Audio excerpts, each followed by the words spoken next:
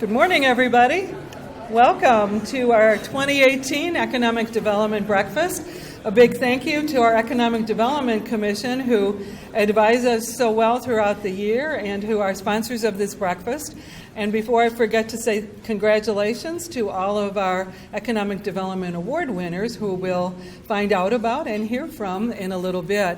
My job today is to welcome you. And first, let me say, I am thrilled I actually got here in a dress and shoes and stockings and everything. My husband and I just are closing this morning on the sale of our big house, and we've moved to a smaller house. So I'm living out of boxes and suitcases and piles on the floor and everything. But one of the things I did, and I was telling our table mates here, is I set up our home office because you got to be connected on your computer. And I had a little file of important papers, and I opened it up. And lo and behold, I found a couple notes. This is apparently from a speech I gave at a similar event in 2013 or 2014. But I read it, and I thought, some of these bullet points are really important. Today we're going to hear about economic development, what's going on in the village. We see a lot of amazing things. But these are not things that happened overnight. They're things that we've been working on for close to 30 years in many cases, and I'm so glad to see Mayor Farley and his wife here because many of these things had their genesis back when he was in charge of the place. And so I just thought I'd share these little bullets with you. They're old, but they're resilient, and I think they still apply. So what is Mount Prospect? Mount Prospect is really important to businesses and to our residents because it provides a sense of place and convenience. That is such an important selling point. Our new millennials that want to move into the village, they want a sense of place, a sense of home. Our older residents who don't want to leave the village, they love that sense of place, that sense of home, and of course the convenience. The convenience comes in transit, housing, experiential shopping, restaurant, and entertainment venues. Sounds like exactly what we're looking for today. We're very, very supportive of helping innovative companies to retain and attract talent. Well, we've got the Mount Prospect Entrepreneurs Initiative, since I jotted these notes down. We respond to contemporary preferences. Now, this is where we get a lot of pushback on some of our developments. We have contemporary preferences we're trying to balance with some of our longstanding residents' view of what life in Mount Prospect should be, but we know that we have to respond to contemporary preferences if we're going to be successful. And finally, a salute to all of our partners here, our quality school districts, amenities, and municipal services, including the library, are so important in selling our brand. So I think there's some great bullet points here that worked for branding 5 years ago. They work for branding today. So hopefully we'll hear a lot about the successes through our Economic Development Award winners and a lot of the work in progress as Bill updates us on the economic development activity. So I'm going to turn the floor over to Bill.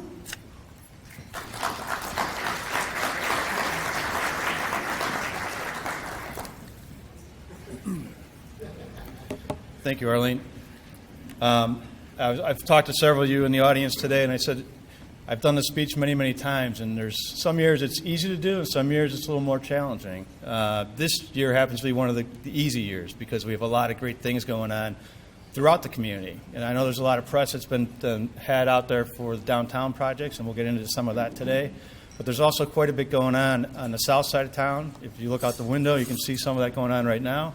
And on the north side, along the Rand Road corridor in Randhurst Village. So with that, I'm going to use the same format I've used the last couple of years, which I used a little flyover to give you a perspective of where some things are at, and I'll also, in conjunction with a PowerPoint presentation. So, as I said, 2018 has been a great year for development in the community. We've had over $50 million of private investment in Mount Prospect, which is a significant statement, I think, of where we are as a community. People, developers, investors are willing to make that risk and take that risk to come into the community and invest because they see it as an opportunity. It's a great community to do business in. Projects that I'll get into in 2018 are the 20 West project in downtown, the Park Terrace project in downtown, Mount Prospect Point along Rand Road, the Lake Center project right out the window, and then several projects in Randhurst Village. Those projects alone combine for over $50 million of investment. That doesn't take into account all the investment that's taking place in our residential neighborhoods throughout the community. So it's been significant. That being said, 2019, which we're going to see some projects that are in the pipeline, has potential to be much more significant. We're estimating over $150 million in projects that we're under review currently. The Maple Street Loft project in downtown, which is the old Parenti Raffaelli site. Central and Main, which has been a vacant site for way too long, but is hopefully going to be coming forward with a great proposal that you'll see today and get approved. The St. John's senior housing proposal and another senior housing project on Kensington Road across from Home Depot, some vacant land there. So starting kind of on the south end of town, this slide you saw last year, it's a slide that shows some annexations that the village pursued over the last 3 years. The big part of that is United Airlines campus. It's a site that has significant redevelopment potential once United Airlines makes a determination of how they're going to proceed. But it also shows, over $50 million of new EAV that was brought into the community, which, was a 3.5% increase in the overall EAV in town. And when an EAV is equalized assessed value, and why you should care about that is when the village and other taxing bodies put out their levies, it gets divided over the EAV. And so the more EAV that there is, the less everyone pays per EAV on your home or your business. So bringing in $50 million of EAV was significant. It also brought in several existing businesses that some of which produce sales tax revenue. So it gives another revenue source for the village, again, taking the pressure off the need to increase property taxes across the board. So basically, this is my flyover, and this is a great Google Earth. If you don't have this, everyone should have this at home. It's a great tool. You get to visualize what's going on in town. The one annexation area that's remaining on the south end of town is basically, this is Oakton, the Tollway, and then there's Higgins Creek that comes down. There's an area of about 30 acres that we're reviewing the annexation of that probably end of this year or into the early first quarter. Again, bringing in some industrial and commercial businesses, about $10 million in EAV in that area. It's something that the village will be pursuing going forward, again, within the next few months. So starting on the south part of town, one of the larger projects that my department, the Community Development Department, is reviewing is a redo of the South Mount Prospect Plan. And that's basically all the areas in town south of Gulf Road down to the Tollway. And it's a deeper dive. It's a sub-area plan of the comprehensive plan. It's a deeper dive into that area to look at long-term development opportunities, long-term public investment opportunities, improving pedestrian, bicycle, vehicular traffic throughout that area to make it a continue to grow as a viable commercial district, industrial district. Most of those areas, there are some residential districts south of Gulf Road, but the primary use down there is industrial and commercial. And a lot of it was built in the county, as we just saw in the annexation maps. It was all developed in Cook County and not to the village standards. So the village is looking long-term in investing in that area and really uniting it into the entire community. The South Mount Prospect Plan, Connor Harmon, one of our planners, has been working on that for the past 6 months. We'll be coming forward to the Planning and Zoning Commission, the village board, in the first quarter of 2019 and really setting forward steps for the next 5-10 years for making improvements into that area. Again, across the street here at Lake Center Park, we have a 132,000 square foot facility being built right at this vacant parcel here. These properties were owned by the Alter Group for over 3 decades and sat vacant for quite a while. We benefited from development about 3 to 5 years ago on the west end of that, where CVS and a few other companies have come in and occupied about 400,000 square feet of industrial. We're sitting right here in the Victoria Banquet Facility. This entire parcel will be developed with a 132,000 square foot building. There's actually a significant interest already. It's a speculative building by an investment group to occupy that building before it even opens. Overall, the industrial vacancy rate in the village is about 3%. That's a very positive number from the village's standpoint. Going back, into the recession, I would say the overall vacancy rate in industrial was over 20%. Having those buildings filled with employment opportunities, tax-paying opportunities, some sales tax producing opportunities is significant to the village. There are two outlots, one just north of Mr. Beef and another one on the south on Algonquin that are commercially zoned. So there's a potential for some retail development that will take place in those locations. The next significant project is actually going to the Planning and Zoning Commission tonight. It's the St. John's Lutheran Church parcel. It's an 8-acre parcel located on Linneman Road and Hunt Club Drive on the other side. There's a proposal for a 100-bed facility that will be assisted living and memory care. It's a senior type of housing that has not existed in the village to date. It's something that we have worked hard to get, and we've been working with the owners of that property. It's right here. If you're familiar with it, the St. John's Church is on the west side of Linneman. Their school is on the east side, and then it's this entire 5-acre parcel that is under consideration tonight, again, by the Planning and Zoning Commission and then the Village Board. Ideally, if it gets approved, that project will start in the spring of next year. Moving north to Golf Plaza II. As you know, there was a significant investment made in that property. We're still working with the owner of that property actually to finalize the initial portion of it. The property owner is working with Starbucks actually to locate a new Starbucks drive-through facility just south of where Boston Market is. So that project we expect to come through the Planning and Zoning Commission in the first quarter, and again, probably construction as early as the summer of next year. We're going to head north and go to our downtown district, where quite a bit of activity. If you've been in our downtown, I know many of you have been over the last several months, you've seen a lot of activity going on.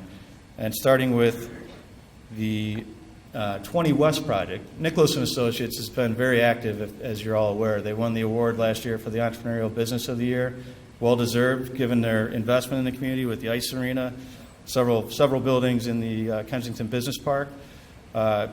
If you're familiar with the Bussey Triangle, currently on the picture to your lower right is there. There's 3 towers. Those are the stairwells for the project.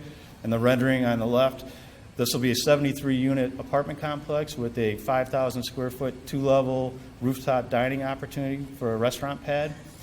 They are expected to be open midsummer of next year. I think it's one of the first, it's actually the first apartment complex that's been developed in Mount Prospect in over 30 years.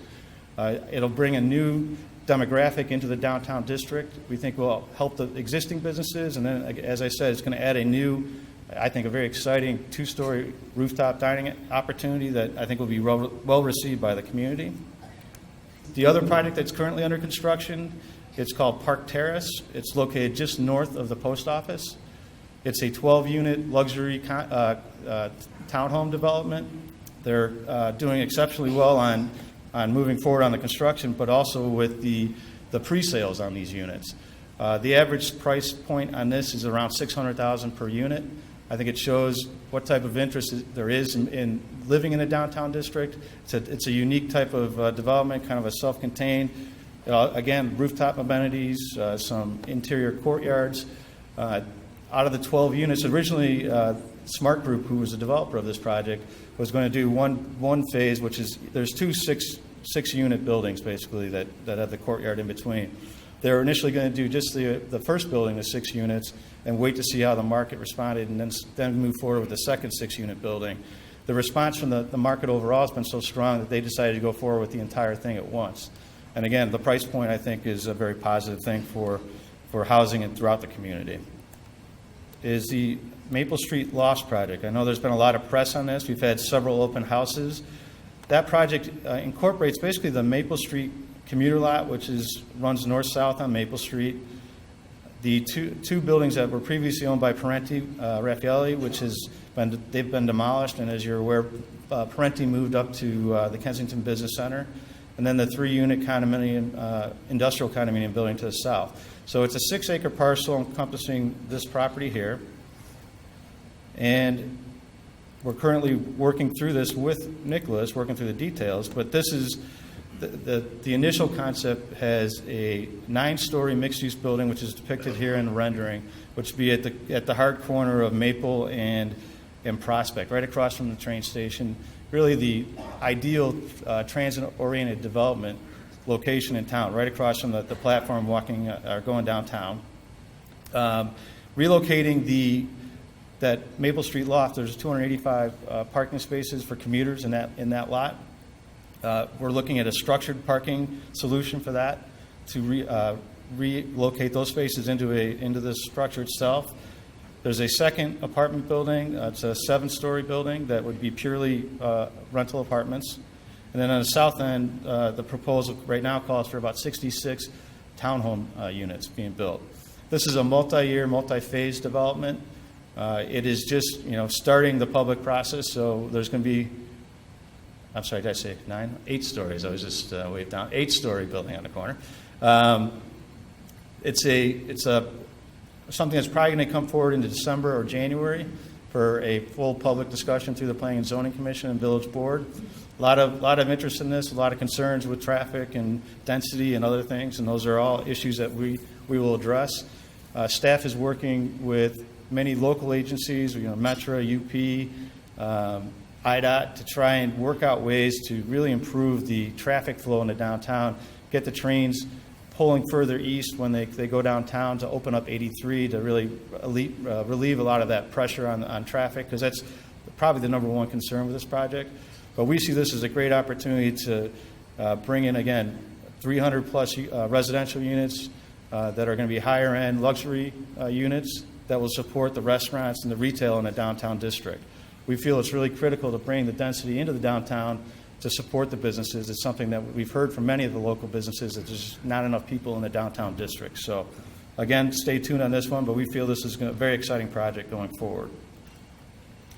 Another site that, again, Central and Main, it was Doretti's Central Plaza for years. It was an eyesore. The village moved forward, bought the property, or not bought the property, went after, foreclosed on the property, demolished it, and cleaned up the environmental on it.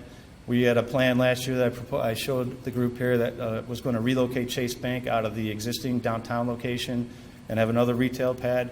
That project, Chase is withdrawn from that, so we've gone back with First Equity Group, who's brought in a new partner, Harlem Urban Properties, and they're proposing a roughly 85-unit apartment complex on that corner. It shows the site plan here. It's a 3- and 4-story profile. I think a very beautiful building. That also will be coming forward for Planning and Zoning Commission, Village Board review in the first quarter of 2019. An interesting market-driven scenario, the Prospect Place development, which everyone knows is the block that had Kiefer's, Sam's, and Sahara, a few other retailers on it.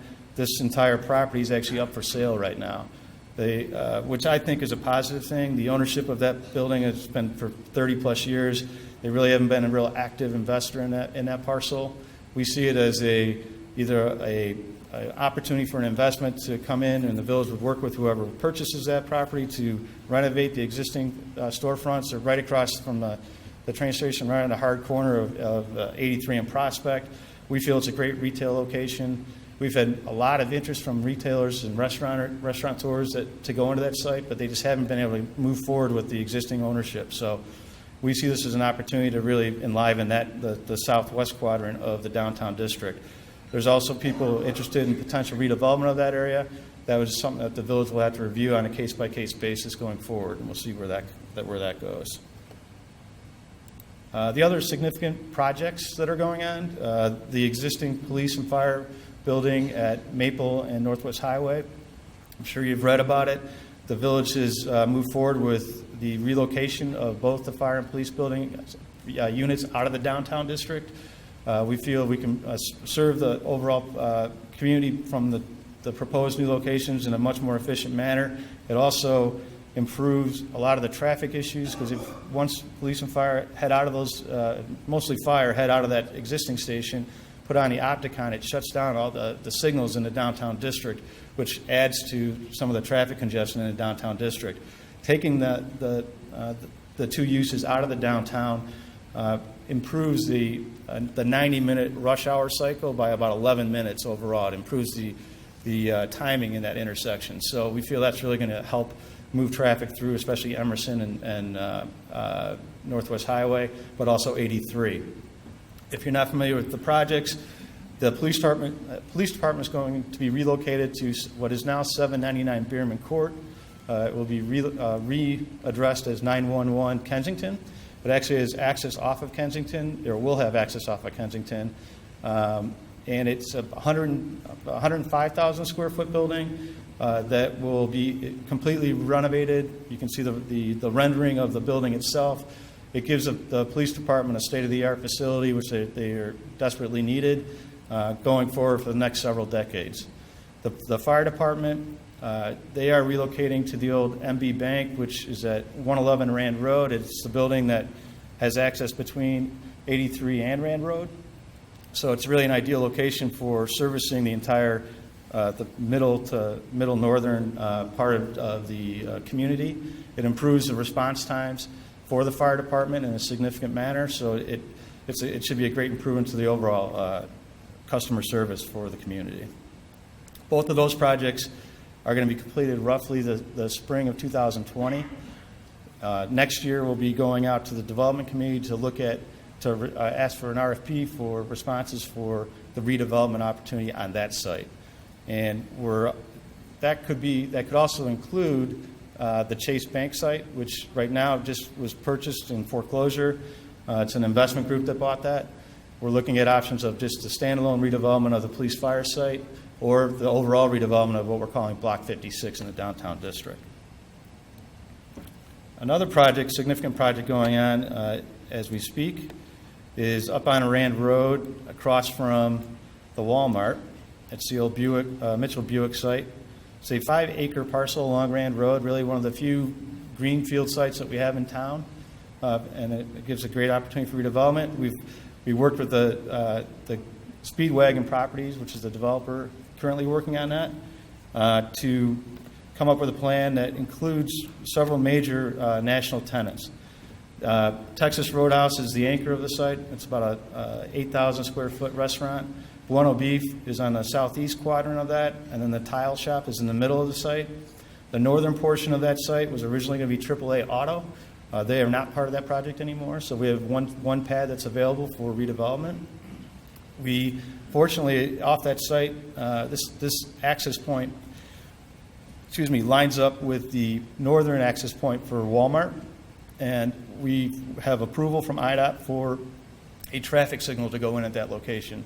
And we're currently working with Walmart to work on how their access point will be reconfigured. But I think that will really help that entire area, and that we've done intersection studies of the Mount Prospect Road, Central and Rand intersection. We're currently working on the intersection up near Randhurst at Kensington. But with this signal going in here and some access points between private properties on the north, we're looking at reconfiguring the Mount Prospect Plaza access point where it lines up with Mount Prospect Road to try and minimize traffic movements in that intersection and improve the overall flow there, which is, if you've ever driven there during rush hour, you see people backing up, stacking. We're hoping to alleviate that issue. This project is under construction. If you drove out there today, you'll see the site work going on.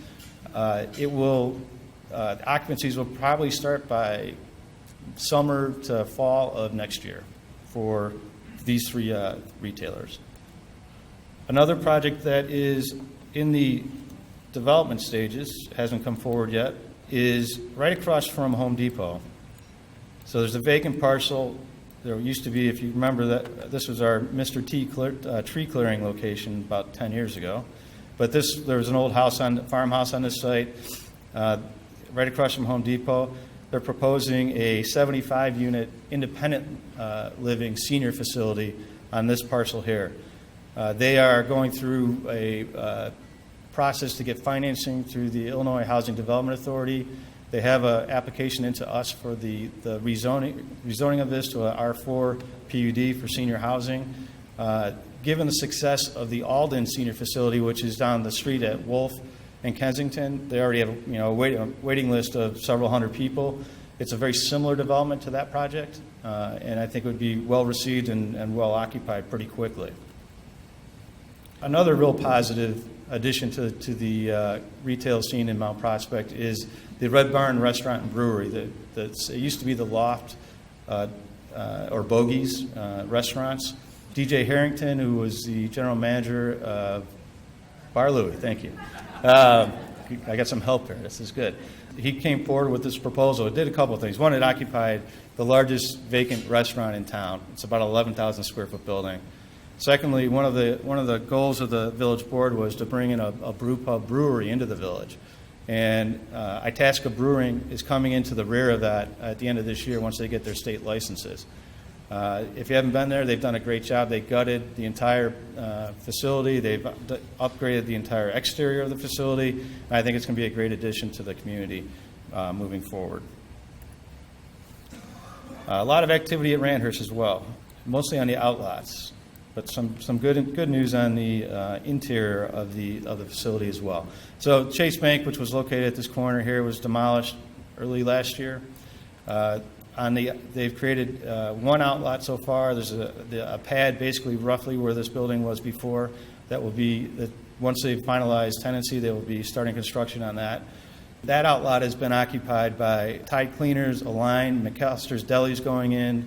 We have other things going on within the center, which is very positive. Michael's took over the first half of the empty Sports Authority site. DSW will be occupying the second half of that later, or I would say probably second quarter of next year. Other opportunities, the Salsa Street is going to be going into the old Truco site right next to the movie theater. We met with them last week. They have a couple locations in the northwestern suburbs. I think their concept's going to be really well received. They'll be going in. Ideally, they'll be going in there early next year. Kiddie Academy open. Playroom Cafe actually opened above on a second floor space that had been vacant up until this point. So a lot of activity going on with Randers Village. We met with them last week out in the ICSC show in downtown Chicago to discuss. This is probably the biggest issue, the Carson's vacancy. Carson's, unfortunately, is the victim of being part of a larger retail operation, Bonton, that filed for Chapter 11. They closed over 400 stores nationally. It was a sad hit for us because our Carson store was actually a very successful store. We've had conversations, or I should say DLC's had conversations with the group that bought the Bonton name to see if they would consider reoccupying the space or even a smaller version of this within this space. It doesn't look like that's going to happen. But in the meetings last week, the ICSC show, it's basically all developers, retailers, communities all get together in one forum, and it's an opportunity to discuss different sites. DLC had a full day of meetings with a variety of retailers. Their current concept plan is to take Carson's building itself, keep the shell of it, and to cut that up into 5 to 7 moderate-sized retailers. And they're really talking about a variety of different uses. I don't know that it's going to be pure retail anymore. Realistically, in today's world, that's going to be a challenge.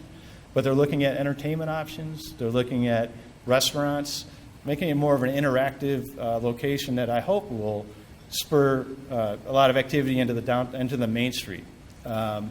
They said that the response that they got from retailers is very positive. They're looking at any type of mix of those three types of uses. So 2019 will be a year of working with DLC and whoever they bring forward with retail opportunities to re-tenant this. Realistically, you're probably not going to see activity on that site until late 2019 into 2020, just given the time it takes to coordinate that activity and the amount of work it's going to take to divide that building up inside. But we feel this is going to be a great opportunity to maybe bring some more life into Randhurst Village and make it the center that we all expect it to be. Other than the Carson spot, quite frankly, the overall center, all the outlets at Randhurst are doing quite well. The challenge now is to make that Main Street really function at a higher level, and that's one of our goals for next year. So the old photos at Wolfe and Kensington over here. is going to be occupied by Greek Feast Restaurant. They're currently located in Northbrook. They are a kind of a fast casual Greek restaurant. I think they'll be well received by the community. It's going to be a good addition to the shopping center and the northern portion of the community. And that concludes my presentation. I'd be happy to answer any questions by anybody. Thank you very much.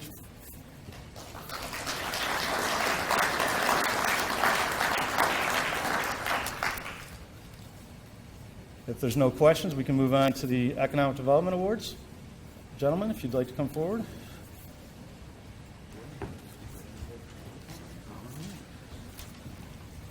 Good morning.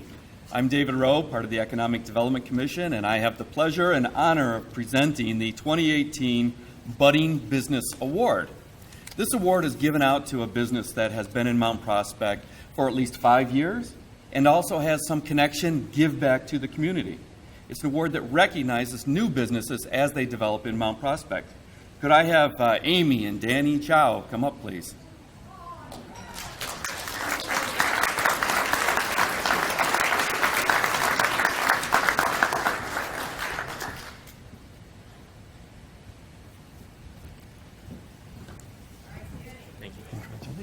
Amy and Danny own Lightbox Graphix. It's a full-service graphics and signage company that you might not even realize. You've probably seen their work all over Mount Prospect as well as the Chicago area. They involve signage in buildings, directories, car signage.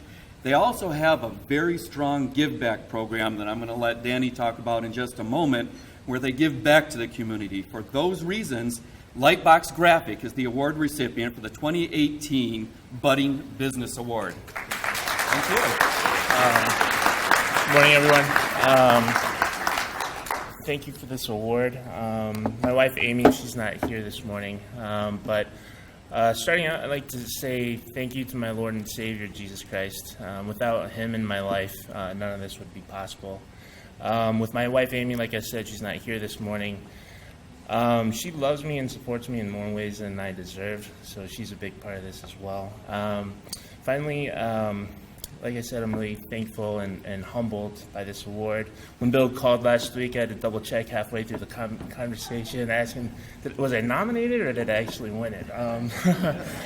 But no, when we started the business 2.5 years ago, I wanted to be in the business of making friends, and Mount Prospect has just been the perfect spot for that. So my life is definitely richer and more blessed with this community in my life. Thank you very much.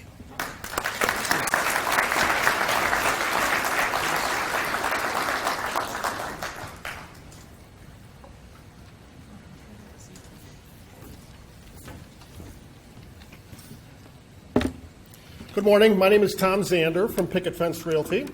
I'm also a member of the Economic Development Commission, and I am here to present the award for the enduring business. That's more than 5 years, which says a lot for businesses these days. If you can survive longer than 5 years, you're not doing too bad. Mrs. P and Me, the restaurant, and I clarify the restaurant because Mrs. P and Me is kind of an unusual name, but catchy. The restaurant has been a downtown landmark since its opening in 1977. The building they occupy was built in 1902 and was the location of Cruzy's Tavern for over 50 years. I kind of envision the bar in It's a Wonderful Life as imagining what Cruzy's Tavern might have been like. But the current owner, Chris Figaro, has operated the restaurant since 2004, and with manager Chris Bozanellos, have been very active in the Chamber of Commerce and the Downtown Merchants Association, of which Chris Bozanellos is the current president. Mrs. P and Me have been strong supporters of the Chamber and the Merchants Association's efforts to bring more activities into the downtown district, and have been active participants in the pub crawls, progressive dinners, downtown block party, and other festivals in the downtown area. Mrs. P and Me, congratulations, and come on up and accept your award. Chris Figaro and Chris Bozanello.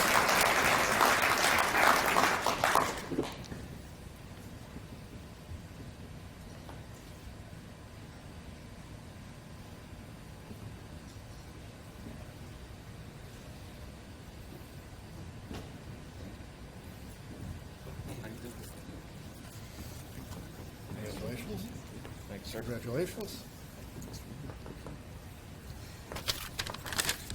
Just a quick thank you to the EDC for this recognition. We'd like to thank our friends Dawn and everyone else in the Chamber office, my close friends at the Downtown Merchants Association, thank you. Village staff, thank you guys for all your hard work, your tireless efforts. We are blown away by what we heard today, Bill. We're looking forward to a great 2019 and beyond. But more importantly, we just want to thank our loyal customer base. We're truly fortunate to have great people come in through our doors every single day. And we appreciate that very much and are forever grateful. So thank you. Thank you.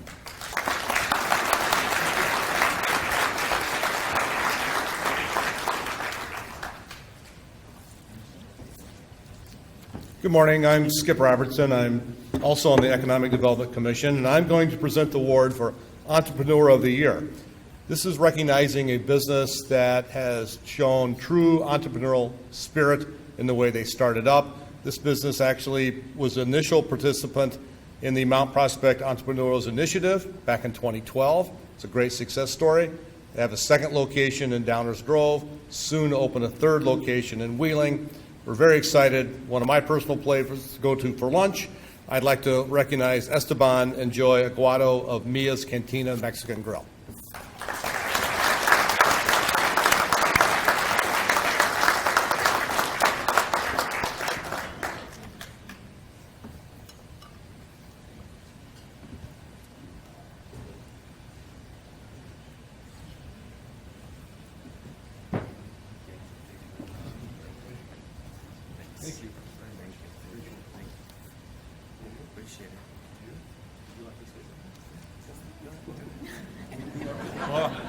Thanks for the support, and this means a lot to us, guys. And we're going to keep doing what we're doing in Mia's. And thank you again. Esteban really is the man here. He came to me, and, he's worked in the restaurant business his whole life. And he's like, I want to do this, for years. Please, Joy, come on. Okay, we'll see. And he started it. We found the spot, and I said, are you sure? Yes. And I said, okay.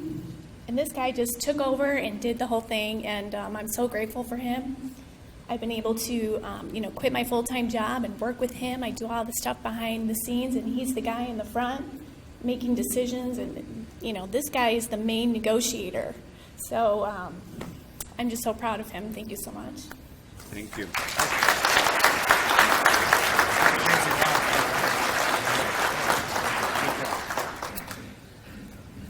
Thanks, everyone, for coming. Have a great day. Go work.